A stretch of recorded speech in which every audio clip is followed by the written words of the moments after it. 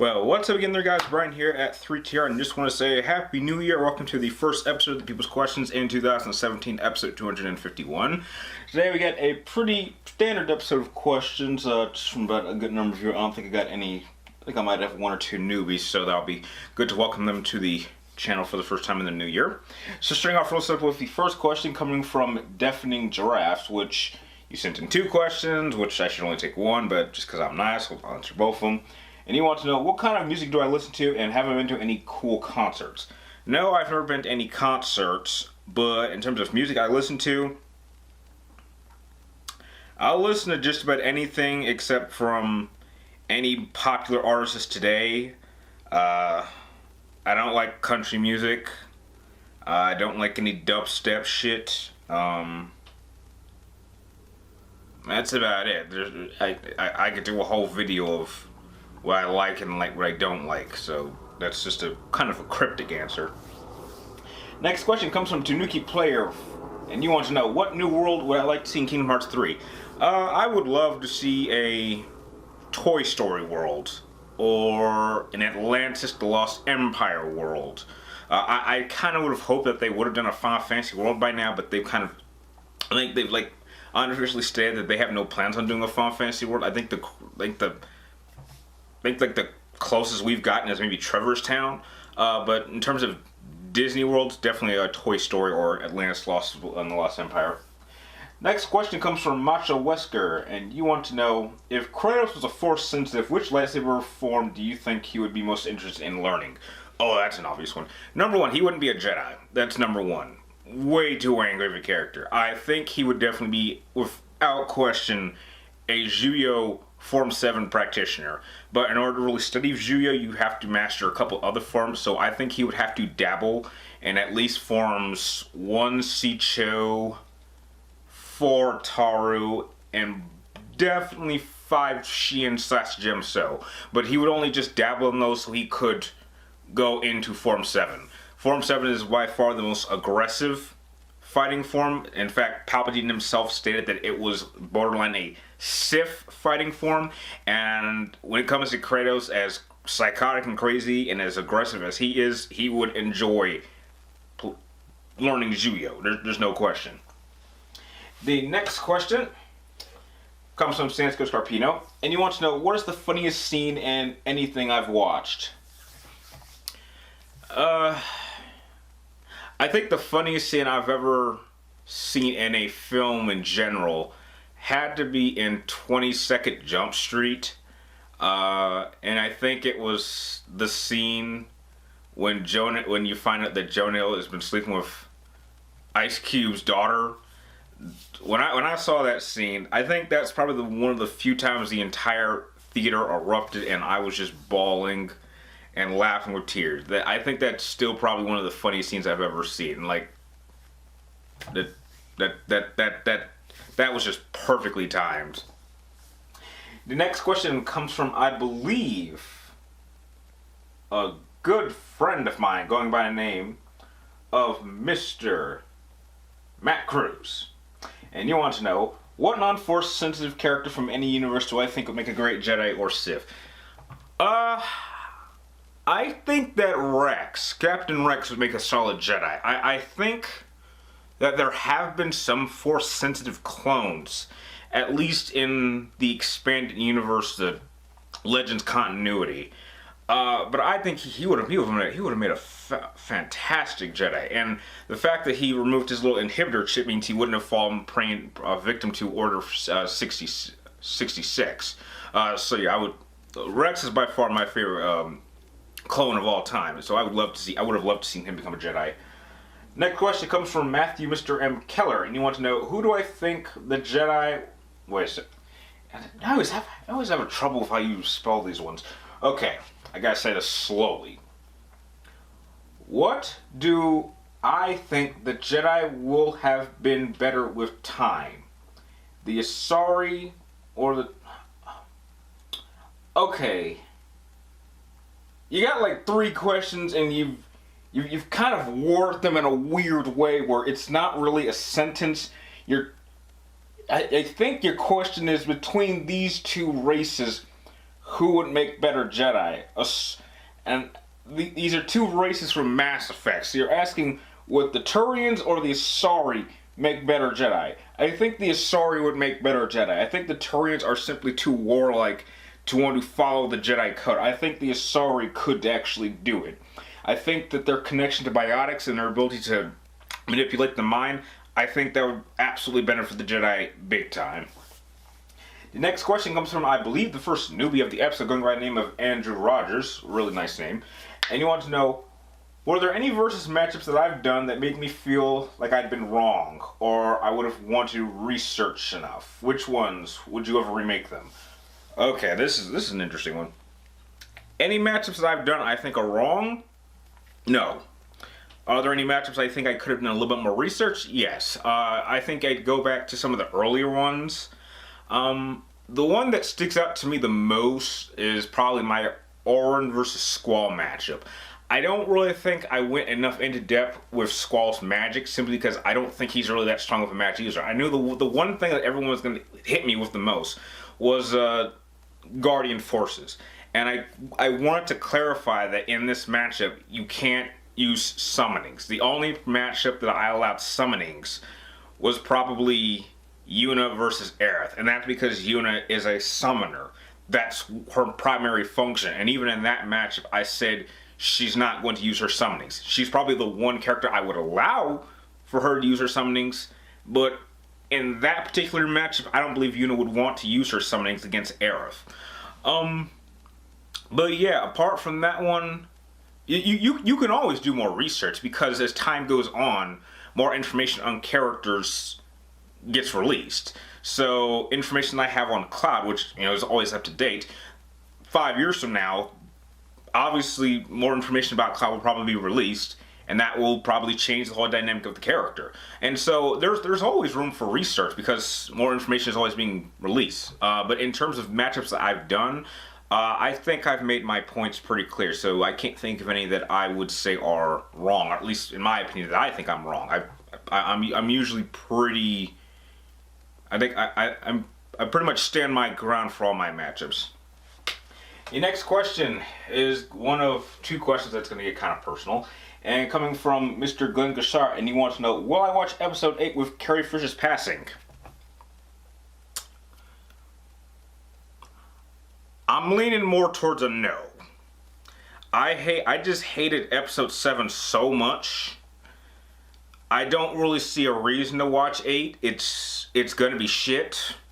I know it is. We don't have a name for it yet. We haven't seen a trailer yet, and I already know it's gonna be terrible. There's just, with what they've done so far with episode 7 going into 8, I cannot think of a single way they could fix this. It was just too much of a disaster. I mean, it's like building a foundation on quicksand. It's like, you know that no matter what you do, you cannot fix this. I don't care that Han Solo's dead. I didn't even care about that. I don't care if Luke Skywalker's going to be in there. Because of Bitch Rey and Pussy Boy Kylo Ren, they've pretty much made Luke Skywalker completely irrelevant in Star Wars. Which, how they did that is insane. So... the fact that Carrie Fisher's passing, this is going to be probably the last time we see her on screen, I don't think that's enough to get me in to go see Star Wars Episode 8. Because in all honesty, I was not really much of a Princess Leia, Carrie Fisher fan. I'm going to be honest. I mean, I didn't know her. I wasn't really all that interested in her character. I don't like movie Princess Leia. I really didn't like her at all. I liked Princess Leia from the expanded universe. That version was much more interesting. And the same goes with someone like Vader. I don't really like Vader in the original movies at all. He is, like, if you've read the expanded universe, he is so underpowered in the movies to the point where it's downright disgusting how underpowered he is. I mean, the first time we actually see them do Vader right, surprisingly, was in Rogue One, in that hallway scene. That is the Vader that I've read and know about. That's the one I want to see more of. And you can't get that in the originals.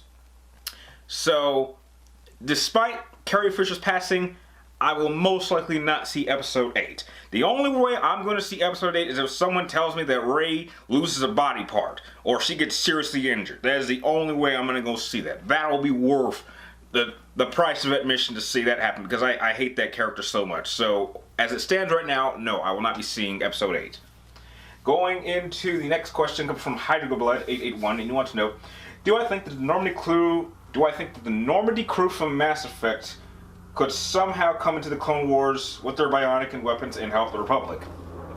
Well, I don't think them going into the Clone Wars would really help at all, because the Clone Wars was a fake war. Palpatine was controlling both sides, and so, in essence, the Republic was always going to win. I mean, if Palpatine had contacted Grievous and said, I want you to turn off all the droid armies, we're ending the war, stop it, we're done. That's what would have happened, without even thinking about it. They would, because they're under Sidious's orders. So if he says, turn off all the machines, I want this war stopped at this moment, that's what's going to happen. So having the Normandy crew fight in the Clone Wars doesn't help the Republic either way, because the Republic was always intended to win in order to become the Empire. So, yeah. Next question comes from JDS4696. He wants to know, do I think that Carrie Fisher's death will affect Star Wars Episode 9? Probably. I think the screenwriters will have their work cut out for them, because you can't just... You're not going to kill a character like that off screen, and you're not going to just have her walk away into the sun and into the sunset. You're not going to do that. If anything, they'll try to use that, 3D CGI and try to recreate the character in order to give her a good going away, but we're going to see her probably in some sort of 3D model in some sense. I think that Princess Leia is too important to the Star Wars mythos for her to just disappear without, a good explanation. So yeah, I'm sure we'll see her in some way in Episode 9.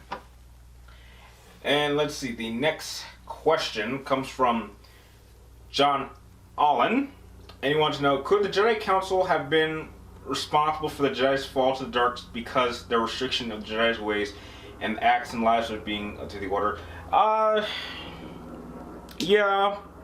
I think that their strict rules benefited to the fall of their own order.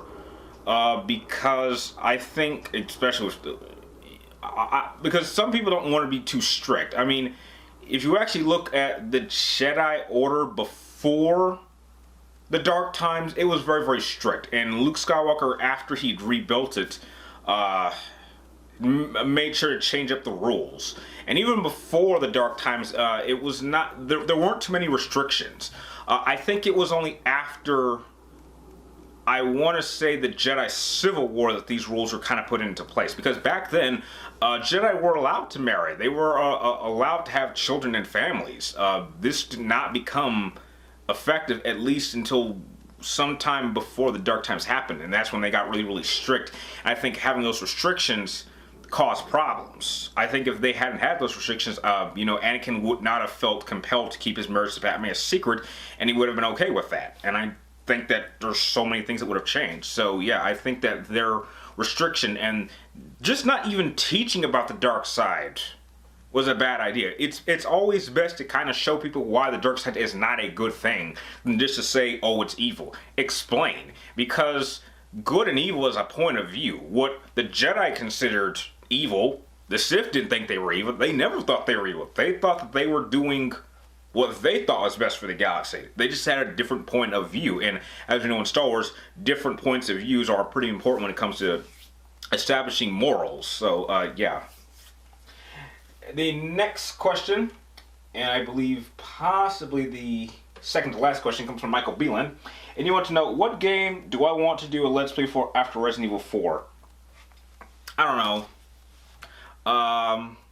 I'm on the fence of whether or not I want to finish Resident Evil 4, because it seems like the more I do those videos, the less and less people want to see them. So I'm kind of on the fence. I'm not even sure if I want to do if I even want to finish Resident Evil. I said I would, but now looking at it, I'm like, is it really worth it? I mean, I enjoyed playing it, but it looks like when it comes to Let's Plays, not a lot of people like to watch me play games, which, this is like my third attempt at trying to do a Let's Play series, and it's kind of turning out to be a major fail, so I'm not sure.